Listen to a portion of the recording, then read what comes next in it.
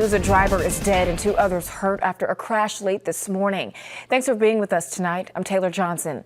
Authorities were called to Wabash Avenue and Ashwood Road, southeast of Council Bluffs, around midday. They tell us a Hyundai was headed north when it lost control, crossed the center line, hitting a Cadillac. The driver of the Hyundai, identified as Renee Thomas of Glenwood, was trapped. Thomas was extricated and taken to Nebraska Medicine, where they died. The 2 people in the Cadillac were taken to the hospital. Their injuries non-life threatening. If you know anything, you are asked to give the sheriff's office a call.